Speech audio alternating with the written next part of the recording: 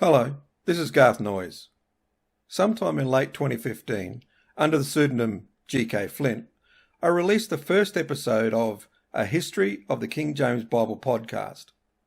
The genesis, no pun intended, of the series occurred in 2011 on the 400th anniversary of the publication of the King James Version of the Bible. At that time, I went looking for a podcast series about the King James Version and found while there were a few standalone releases, there was no in-depth series about this most important book. I thought to myself, someone should do that. At the time, I didn't think that person would be me. A few years later, I again went online looking for a series concerning the history of the King James Version of the Bible. It still hadn't been done, so I thought, I'm going to have a crack at it. I then gathered some resources, did the research, and hit record. Over the course of about 18 months, beginning in late 2015, I released 22 episodes of the series, the final episode being released in June 2017. Since its release, I have received the occasional email from listeners, some to thank me for the series, and others asking if there will be further episodes. I have no plans to add to the series, but I thought perhaps I should share the series on YouTube so that others might have a chance to hear it. Which brings us to October 2020, and the series now being made available on YouTube. Any references to the now defunct website or different email addresses can be ignored as you go through the series. If you do wish to contact me, you can email me at gkjames1611@gmail.com. That's gkjames1611 gkjames1611@gmail.com. I will check this email intermittently, so please be patient if you do write. I have already stated the reason I decided to create this series, but my research into the translators unquestionably motivated me to get the research down and to hit record. It is clearly my favourite part of this work. So I am now thrilled anew in October and November of 2020 to offer on YouTube my study on the translators of the King James Bible. So here now for your enjoyment is my original series, A History of the King James Bible podcast. Welcome, friends, to A History of the King James Bible podcast. To find more episodes and information, just go to our website, www.ahistoryofthekingjamesbiblepodcast.com. Now here is GK with the latest episode.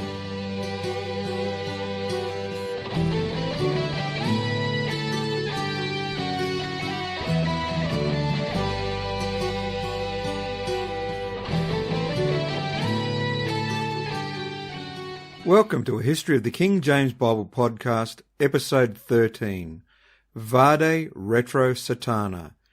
Get behind, Satan.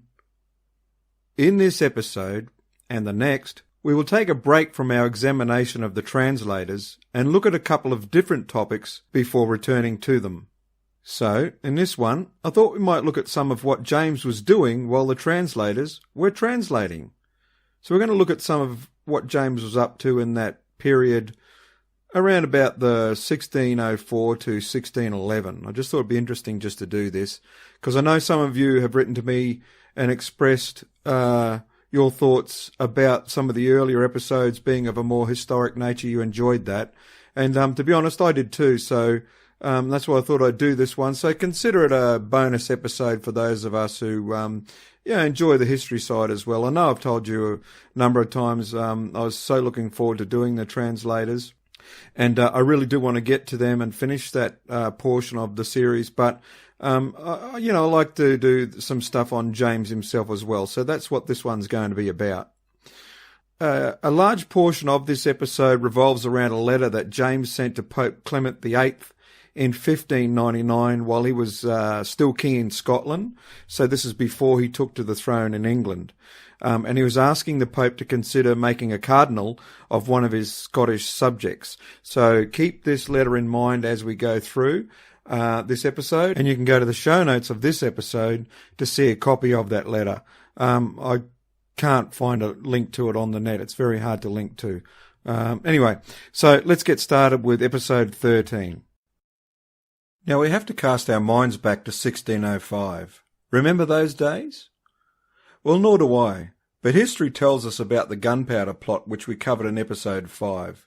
In fact, to give you some better background to this episode, I recommend you go back and listen to episode 5 and perhaps even episode 6. Okay, so in the few short years following his arrival in England to take the English throne, James had had a couple of major plots against him. Something had to be done. But what? Well, first we need to look at who was out to get James to understand why the Parliament responded the way it did, with new laws being passed that we will discuss here shortly. For the most part, James's enemies were Catholics. Are you surprised? Do you remember the words of one Johnny Johnson, aka Guy Fawkes, the failed bomber of the English Parliament?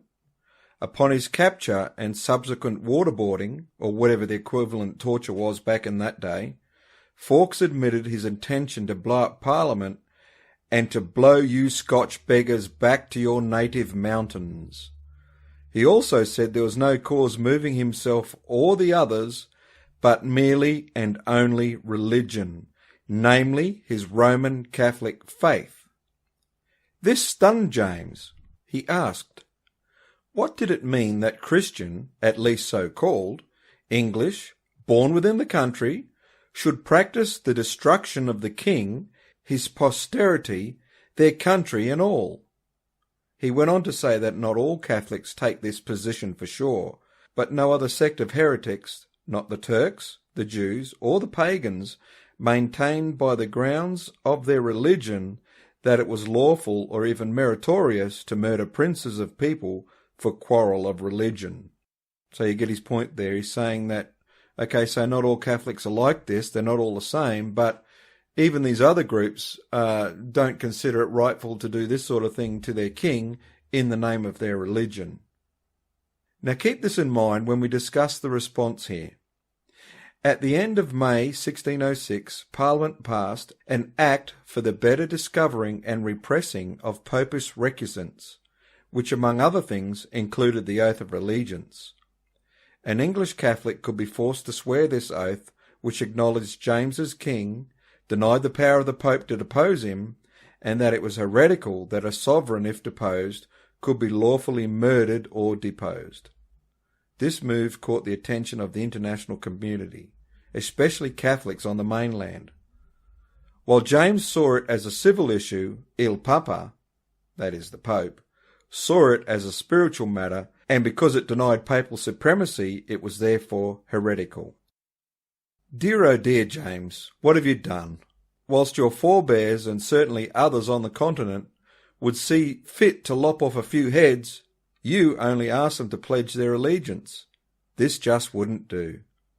Oh, and by the way, James, did you note that a more hardline Pope, Paul V, just succeeded the throne in Rome as the new vicar of Christ on earth?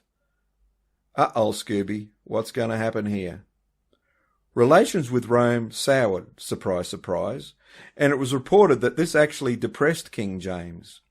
Privately, James breathed death threats. Publicly, it was about to become a war of words. The new Pope issued a couple of papal letters in 1606 and 1607 stating that Catholics could not take the oath, with safety of their salvation.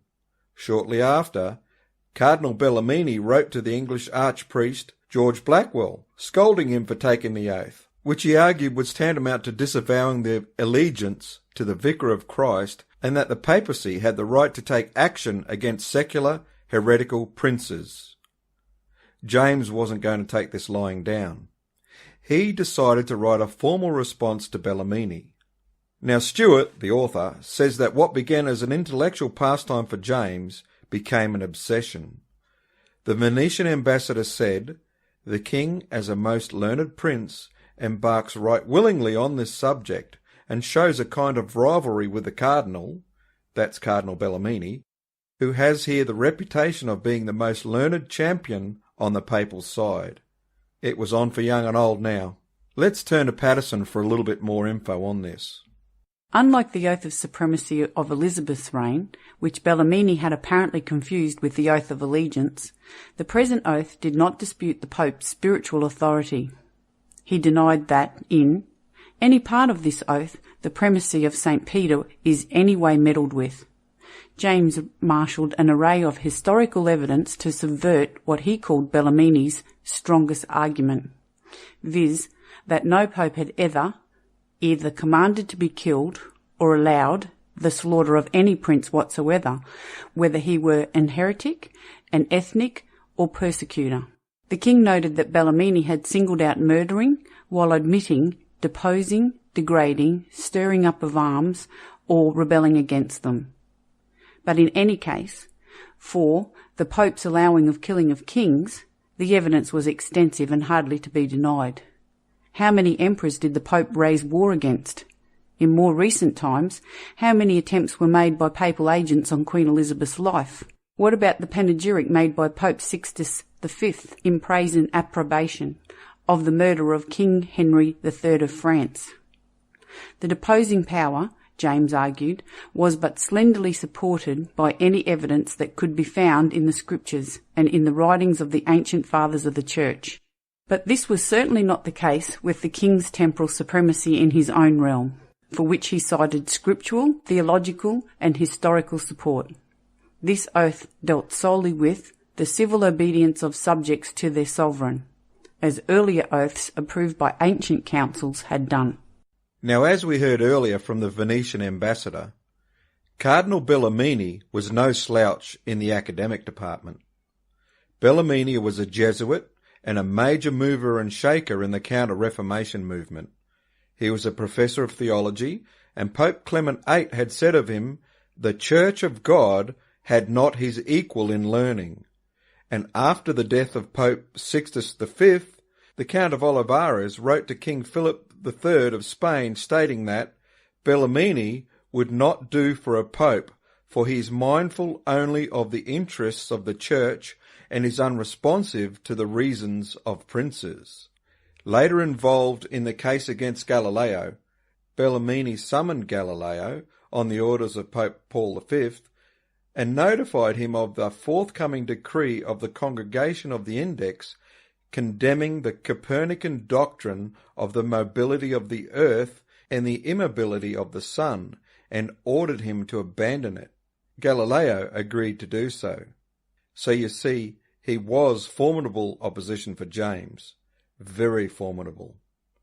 James threw himself into his response, a work entitled Triplici Nodo, Triplex Cuneus, or An Apology for the Oath of Allegiance. He spent most of the winter of 1607 to 1608 poring over his books, apparently only appearing at mealtimes.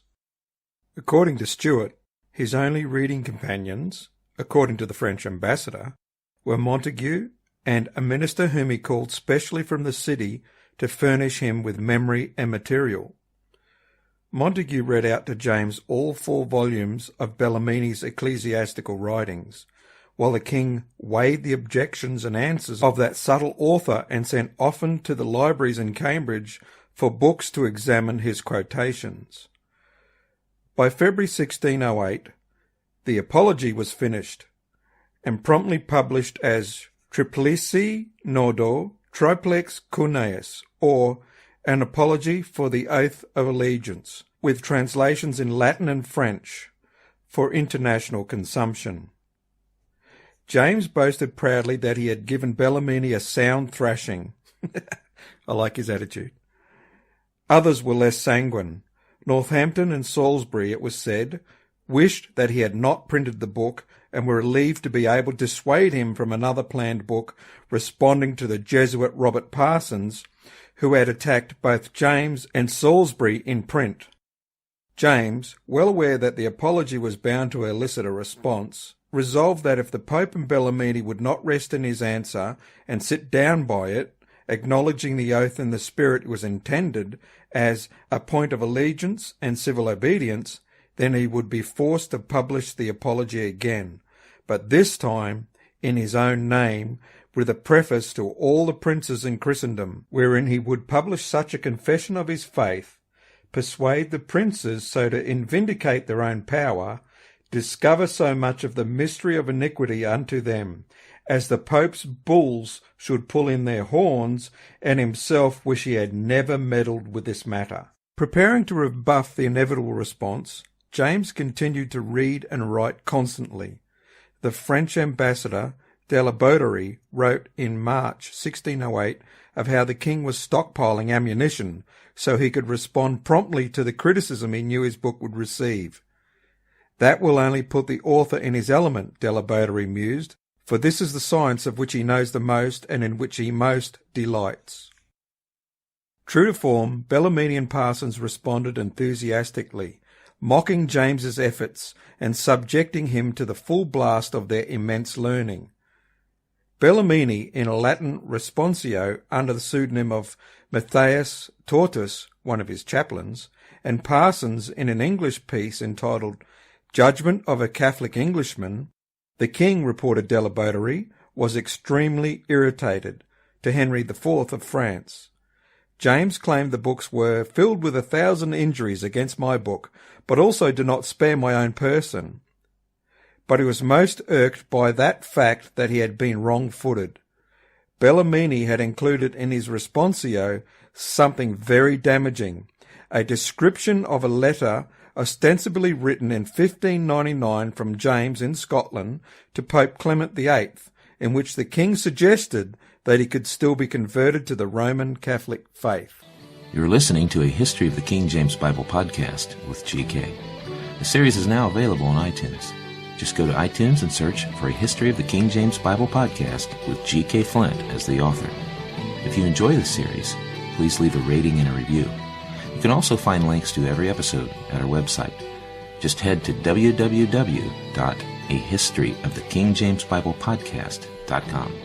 Now let's get back to this episode with your host, G.K.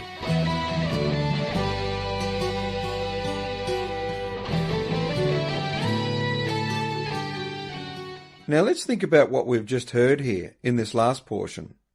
There is the suggestion that James wrote a letter to Pope Clement in 1599 while he was King of Scotland, and within it he alludes to the fact that he could perhaps be converted to Catholicism. Can you see the red flags going up here if this were to get out?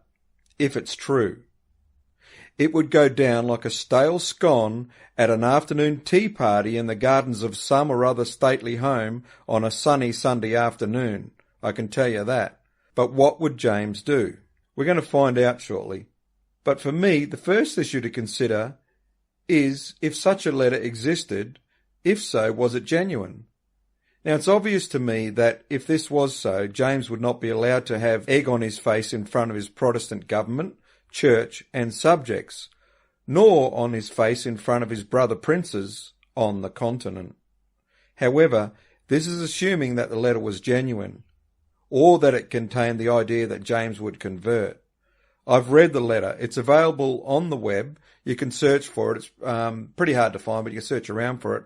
I couldn't, in fact, put a link to it on the website. I had difficulties doing that. Long story. But I will put a copy of it in the notes to this episode for your perusal. Do your best to enlarge it and read it. It'd be a good idea if you read it for yourself, because you're going to be surprised to find that it doesn't quite contain the things that some people say it does, nor does it even allude to them. So I think this is a bit of a beat up, but really I'm giving the game away here because there's a lot of toing and froing to come over this letter, which really is a lot of the basis for this episode that you're now listening to. Okay, so now let's look at this whole situation from a couple of different perspectives. We're going to look at the writings of a couple of different authors on the topic. Stewart says the letter was genuine. He also said a scapegoat had to be found so the blame could be shifted away from James. The scapegoat took the form of James's former Scottish secretary, James Elphinstone, at this point in time now called Lord Balmerino. As an aside, Balmerino was the name of a famous Kiwi racehorse from Cambridge, where I once went to school, at Cambridge. Oh, no, not Cambridge in England. I meant Cambridge in New Zealand. Greetings to all my old school chums there in Cambridge, New Zealand. Moving on, Lord Balmerino was interviewed on a couple of occasions by the King, and unbeknownst to him, secret witnesses, hidden behind a screen with huge beer glasses held up against the wall, Okay, I just added that last bit. But they were concealed witnesses to the discussions. First, Balmerino said that he had drawn up the letter, but with James's knowledge. Then he changed his story and said he had drawn it up without James's knowledge. Dear oh dear, Balmerino, this is confusing. Did James know or not? You're making it clear as mud, mate. The next thing to be cleared up was, how did James's signature come to be on the letter? James called the Privy Council together and, according to Stuart, provided them with the right questions. That doesn't sound nice, does it, really? But anyway, yes, you heard me correctly, provided them with the right questions, not answers. He also says James pleaded with them to come up with the right answer. All right, so let's turn to some of Stuart's writing on this topic. Okay, so Stuart says that James pleaded with them to come up with the right answer. Though ye were born strangers to the country where this was done, yet are ye no strangers to the king thereof. And ye know, if the king of Scotland prove a knave, the king of England can never be an honest man. Work therefore in this as having interest in your king's reputation.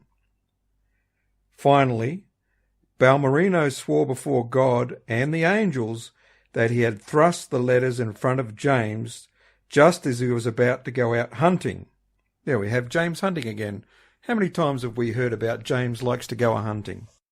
And the king had signed without knowing what it was. The scenario seemed probable enough. Many a privy councillor had been forced to do the same. When informed of Balmerino's statement, James suddenly remembered how 9 years ago, as he was about to go hunting, papers had indeed been pressed on him to sign. His memory was a miracle, he declared. For my part, I may justly say that the name given me of James included a prophetical mystery of my fortune, for, punning on James as Jacobus in Latin, as a Jacob, I wrestled with my arms upon the 5th of August for my life. He's talking about the Gowrie plot there. And overcame. On the 5th of November, I wrestled and overcame with my wit the gunpowder plot. Remember the 5th of November? And now, in a case 10 times dearer to me than my life, I mean my reputation, I have wrestled and overcame with my memory. And so James satisfied himself that, while his signature was on a letter to the Pope, he himself had never written to the Pope. The sacrificial Balmerino was sent to be tried in Scotland and sentenced to death, but through a secret leniency deal was allowed to die shortly after in peaceful retirement. Okay, now this doesn't paint James in the best of light. What we need to do is turn to another author for their take on the situation so that we can get two views on it and somehow work out what we believe was going on or what happened, right? Now, I've already alluded to the fact earlier that the letter doesn't really say the things that are alluded to by Stuart and other authors. I just can't find it in there. But let's see what Patterson has to say about the whole topic. Bellarmine dropped a bombshell about James's correspondence with Pope Clement VIII in the 1590s, while the king was in Scotland. James, Bellarmine pointed out, was born of Roman Catholic parents and baptised with the traditional rites of the Roman Catholic Church. At the time of Queen Elizabeth's death, his accession to the English throne was facilitated by Clement VIII in response to the king's promising better treatment of his Roman Catholic subjects. As King of Scots, James, along with his ministers, had created in Rome the impression that he did not abhor the Catholic faith. The king had written letters full of goodwill to the Pope himself, as well as to Cardinal Aldobrandini, in which he asked that someone from the Scottish people be created a cardinal, so that he would have an official through whom he could conduct business with the Pope. Bellarmine contended that James had bitterly disappointed those with whom he had dealt in Rome. It was not surprising, therefore, that the current Pope was frustrated in his dealings with the king. James pursued vigorously the charge that he had misled the papacy about his intentions in a letter to the Pope before his accession in England.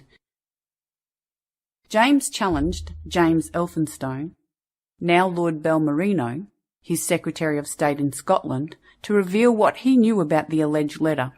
Balmerino, who had been the King's secretary in the years immediately before James's accession in England, acknowledged that he had obtained the King's signature for a letter which James had not read.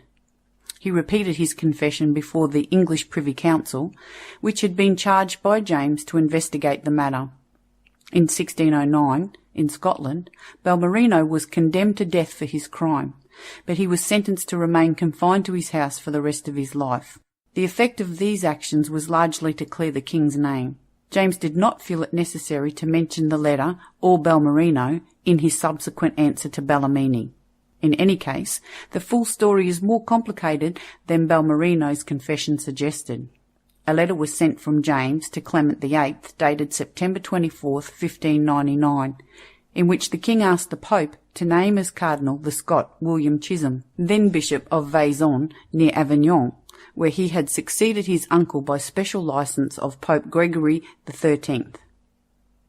The bishop would thereby be able to conduct business between the Scottish king and the papacy.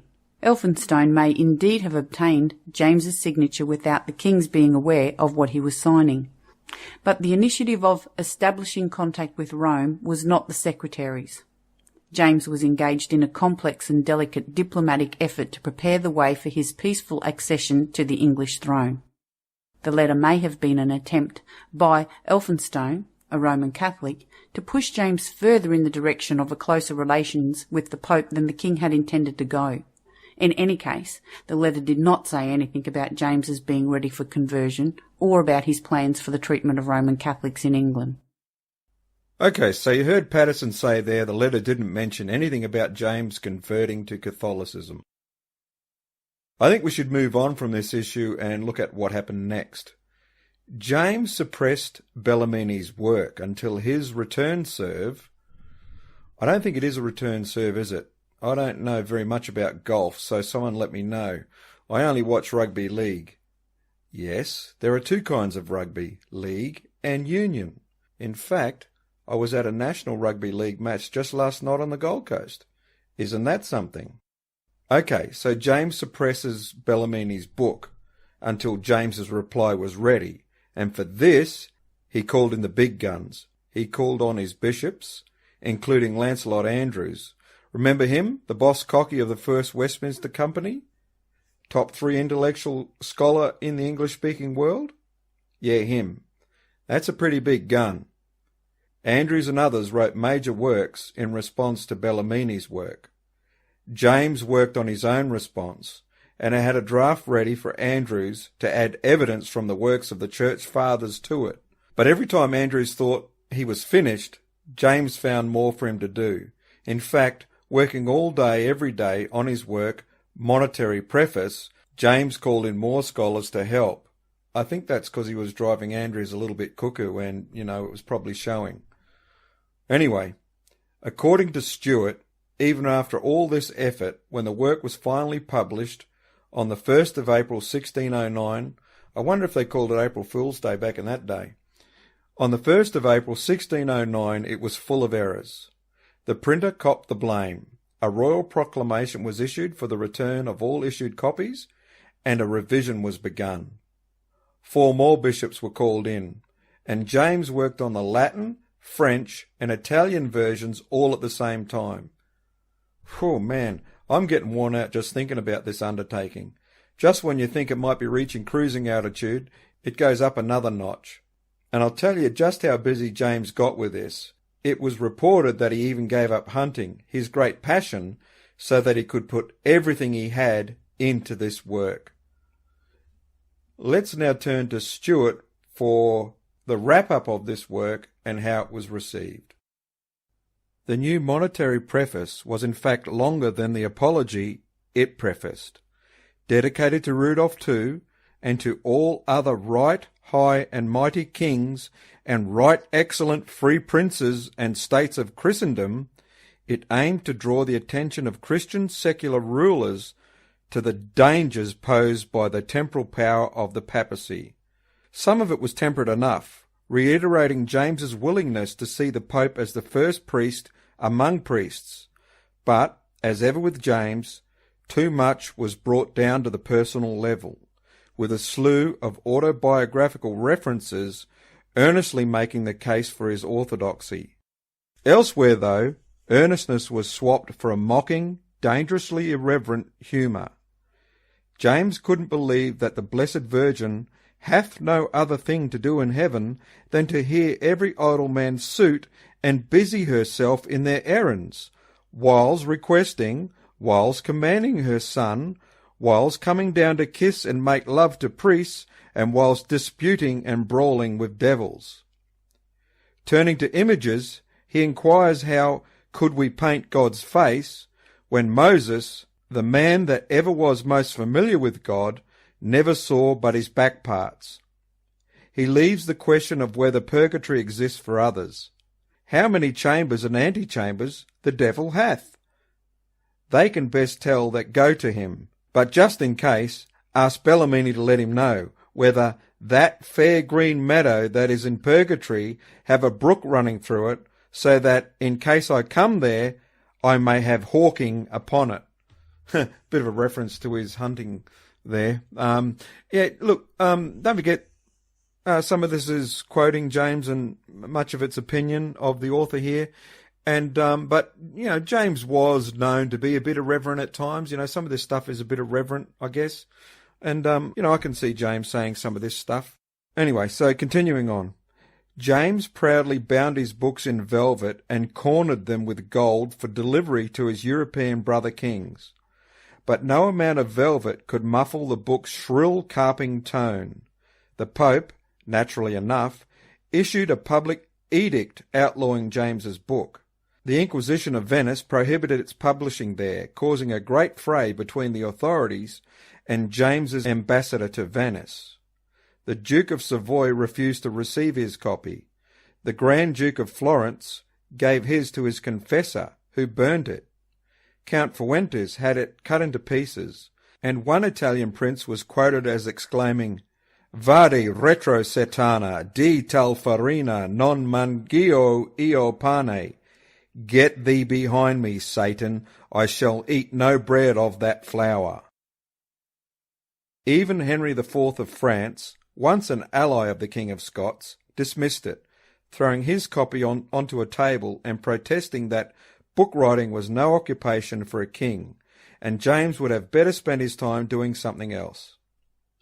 But James had no intention of doing anything else. As late as November 1611, there's that year 1611, when the King James Version was published.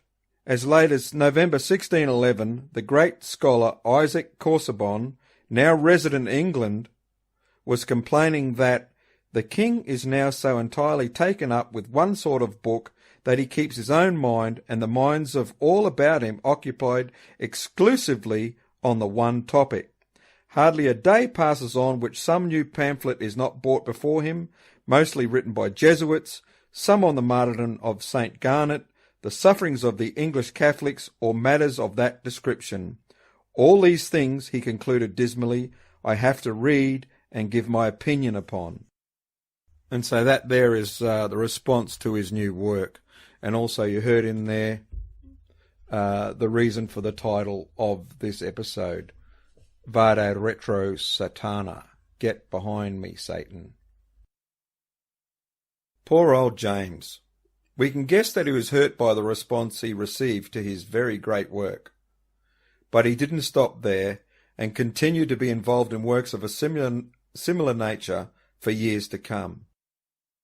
And we will leave it there for now, other than to add this. Consider this in the light of what we've looked at here in this episode, and indeed everything else we've learned about James so far in this series. Just something to think about. Did James go easy on the Catholics? Relatively speaking, compared to his forebears, the answer is yes. You see, as you've just seen here, James went to war with the Catholics, for sure, but it was mainly a war of words. Books were the ballistics that were fired back and forth between Britain and the continent. While others went to war with weapons over such matters as outlined here, James used his words. The pen is mightier than the sword, perhaps, according to good King James. All right, That's it for now. I'll see you back here soon for the next episode, and if you're not on time, you'll have to bring a note explaining why. I'm your host, GK. You've been listening to episode 13 of A History of the King James Bible podcast. And until next time, God bless and hooroo.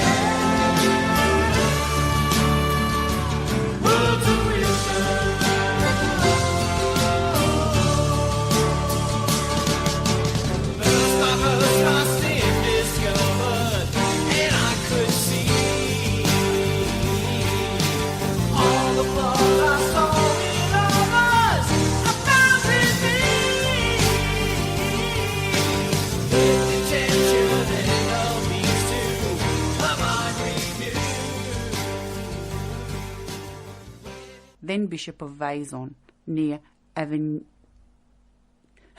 What is it? Avignon. Avignon, okay. Your eyes were rolling as I was Because you had it earlier, now you can't do it. You always said you wanted to say Avignon. I was making it up. I'm keeping that. That's going in the outtakes. This is my wife, outtake number 1. Then Bishop of Vade, near Avignon. I always wanted to say Avignon. And have a reason to. I never want to say Avignon ever again. Outtake number 2. Try it again. Where am I reading from? I better start that set. Oh, no, that's too long. Will I go from after Chisholm, then Bishop? In October 1608, James challenged James Elphinstone. Stop. James Elphinstone. James challenged James Elphinstone, now Lord Bellarmino. No, Balmerino. Did I get the first one right? James Yeah. Elphinstone? Yeah. Okay. But no other sect of heretics, not the talks. Yay! Is that the end of it? That's the end of it.